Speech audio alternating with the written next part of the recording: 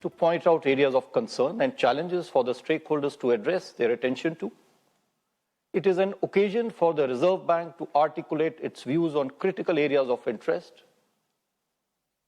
I will continue with this practice of a detailed statement after each MPC committee meeting. Now, before I come to the resolution of the MPC, kindly allow me a moment to reflect on the experience of the flexible inflation targeting framework. You are all aware that this inflation framework was put in place in the year 2016 and it was reviewed in the year 2021. You are all also aware that this is a monumental change in the monetary policy history of our country. And so I thought it fit that I reflect on the experience of the flexible inflation targeting framework. Well, I believe that it has served the Indian economy very well over these years, including the very challenging period since the pandemic. The average inflation has been lower post the introduction of this framework. Moreover, CPI has mostly stayed aligned with the target given under this framework, barring a few occasions of breaching the upper tolerance band since its inception.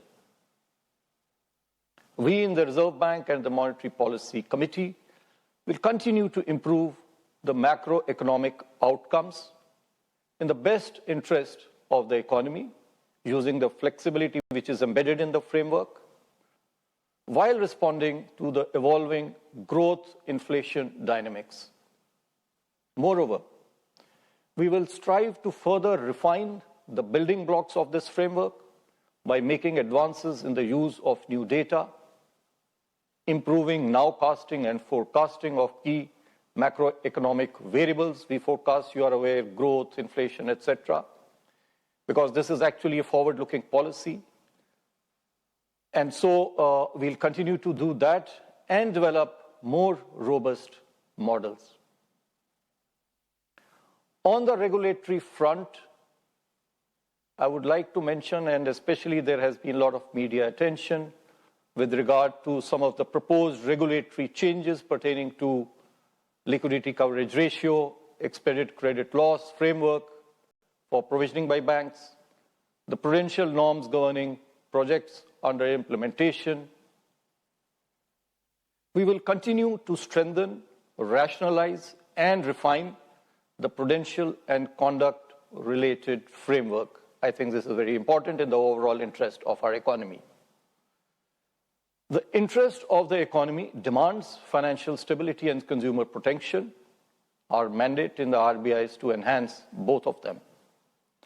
At the same time, I would like to emphasize that the economic interest also warrants increasing efficiency in the economy, and this too is our duty.